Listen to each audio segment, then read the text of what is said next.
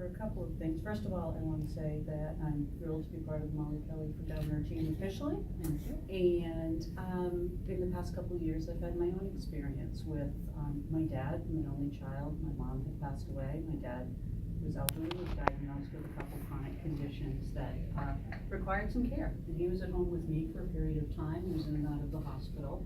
And I was self-employed and really struggled to be able to balance working and still be able to pay bills and not get into deep debt as a result of that experience. I certainly wouldn't have changed anything. I mean, I loved my dad and he needed me and I needed to be there for him. I needed to be his advocate, particularly in that setting. So when we were considering the legislation, that was always in the back of my mind. I really understand how people struggle, whether it's your children or as elderly families. But I thought the family medical leave legislation was really interesting because it not only passed the New Hampshire House, which is a Republican House, it passed the House 3 times. It went to 3 separate policy committees, and each time there were issues raised, there were challenges, and each time the committee, in a bipartisan fashion, rolled up their sleeves and said, okay, we can make amendments to this, we can address these challenges, we can make this program voluntary. This program is needed, and it's needed throughout the state and really will benefit people. My understanding is that the governor was kind of pushing back on all of that, and yet his own party in the House on 3 separate occasions said, you know, we're actually in touch with our constituents because our districts are so small, and our constituents really believe that paid family medical leave is important and that it will make a difference in the lives of New Hampshire families. When the legislation finally made it to the Senate, it was given short shrift. It was as though all of those months and all of that effort really was for naught. It was given a quick hearing and it was voted down party lines. And part of the reason I'm here today is to make sure that we don't let that happen again, that we stay in touch, and that we have a governor who will advocate for and sign for this legislation. So that's why I'm glad to be with you today, Molly. Well, thank you. And I think you're, having been there and to see the process really does bring home what was happening in the legislature, because as you said, if in fact it was voted through 3 times in the House and then stuck in the Senate there, you know, it's unacceptable. And yeah, you're right, as governor, I will make paid family leave a reality. But I will look forward to working with you to make that happen. And Megan, I know that you are working with teachers every day who are faced with those challenges, and what are you hearing about this? Yeah, so we have about 17,000 members, and a majority, or some of the members are what we call ESP, so they're the education support professionals. And for the most part, they don't even work enough hours to qualify for unpaid leave. They don't even work the 1,250 hours to qualify for the family medical leave that's unpaid, and that's a problem. Having this paid family medical leave for them is huge. We have members who, there was a member last year whose son was having brain surgery in February, and she had no more time to take off, so she was gonna have to take unpaid time with no guarantee that her job would be there when she got back. We have ESP members across the state who have had to take time off, again, with no guarantee that their job's gonna be there to care for their spouses who are, you know, dying, essentially. So for that population of our members, this is critical. They need to have this paid family leave so that they don't have to choose between going to work and taking care of their loved ones. And it's not a choice anyone should have to make. It's also for, you know, the ESP or the younger teachers or newer teachers that are having babies. And you don't wanna just stay home for the 6 months. I mean, that's horrible. I was lucky enough to stay home with 2 of mine for 4 months, but my 3rd one, I could only stay home for 7 weeks. And it's horrible. You don't want to do that, you know, and to have both parents be able to stay there for the birth of a child or for the adoption or foster children. I mean, you still need to make that connection. Having this paid leave is critical for our members, and this is what we're hearing. They want it. And you're hearing this almost on a daily basis with those Yes. who are really at work every Yes. single day and having to affect this. And I can only imagine how that affects the classroom and the teachers and the other administration. And maybe you have some thoughts on that, Sue, about how that actually affects the superintendent's office, the building itself, and the people there, the administration, when they have to look at the kind of, you know, teachers crying out for some of that support. Right, in Manchester in particular, you know, we have a staff that nearly half of our staff is on the top of the scale, and therefore they do have the aging parents, they do have the grandchildren being born and so on, and finding those kinds of times is very difficult. Certainly one of the difficulties in Manchester is the ability to maintain and attract substitute teachers. And so when we have these needs, this is part of what's not being met in the teaching field, is to have people to come in and substitute so that these people can take off the time that's necessary. And so, I know on a personal level, we have a few teachers who are dealing with Alzheimer's in their family, as far as either like fathers or father-in-law, husband, and they are scrambling because they're like, what do I do with this person? I can't take care of them. I have to drop them off at daycare every day. It's very, very difficult.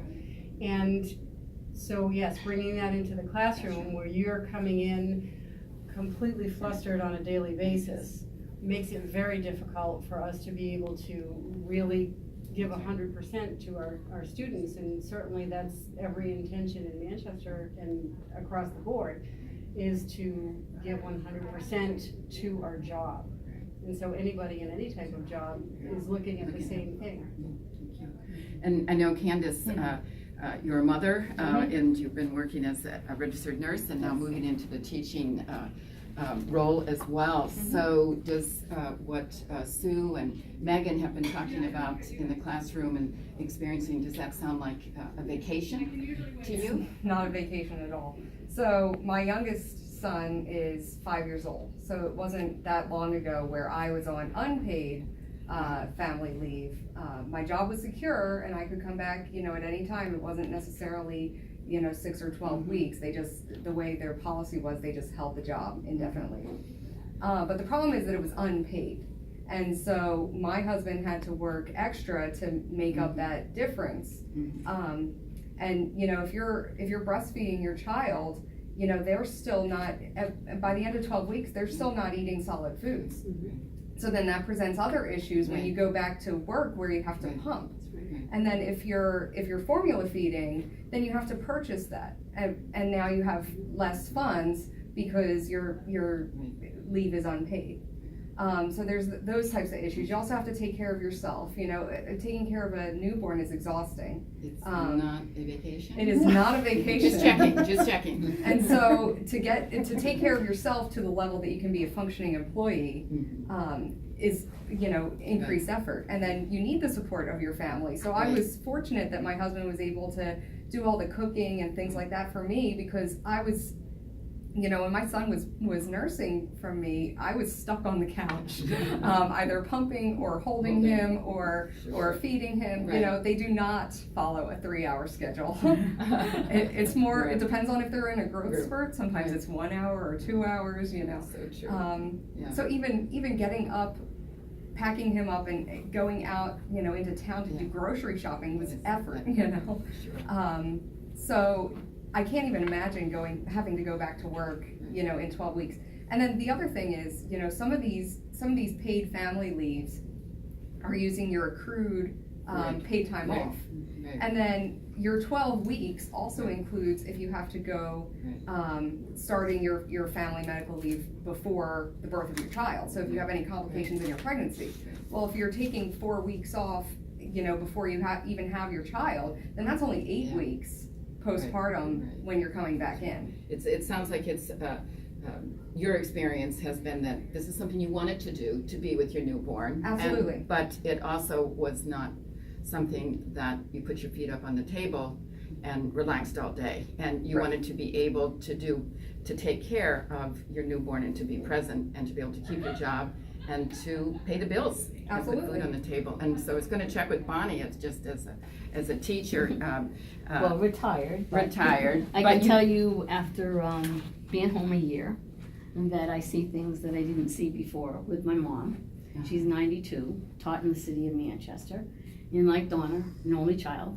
So I understand what Donna, was going through, and just feeling fortunate that, I am retired now, that I can see. And, but it does change a lot of things. They're curbs. I'm not around doing things that I used to do a lot with, different organizations that I was involved in.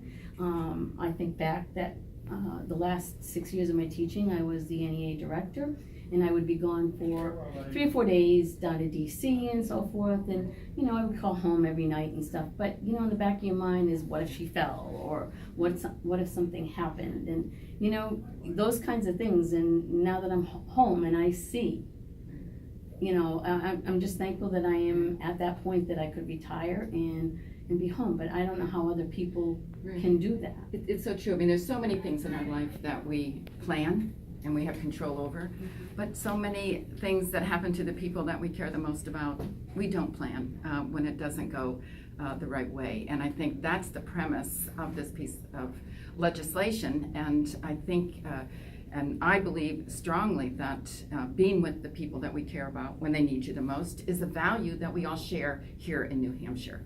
And so I was so disappointed to see that it was not able to move through the legislative process because the governor was not supporting that. And as I said, I do support and would certainly make paid family leave a reality. And it's legislation that people who are working want to be a part of, and have even in this particular piece of legislation make a decision as to whether they want to be a part of this or not. And the state has been clear through what Department of Employment Security to say that it would be solvent in the way that it has been written.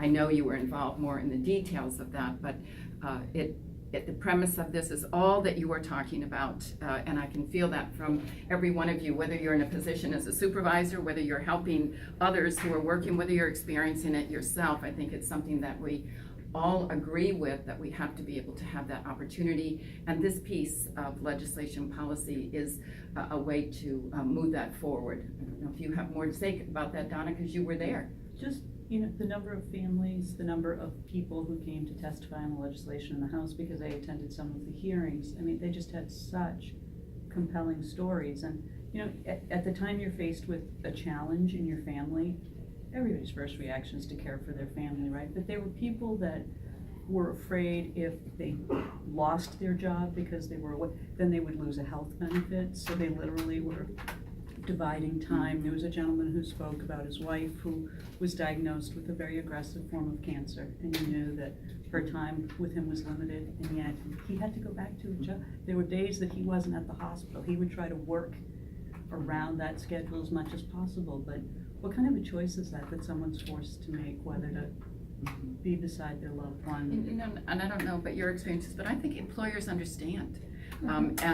This legislation, this policy, only helps to work with employers as well, because I think any of us, when we're working, if there's a meaningful relationship going back and forth and a shared understanding, then we all do better. We all do better together.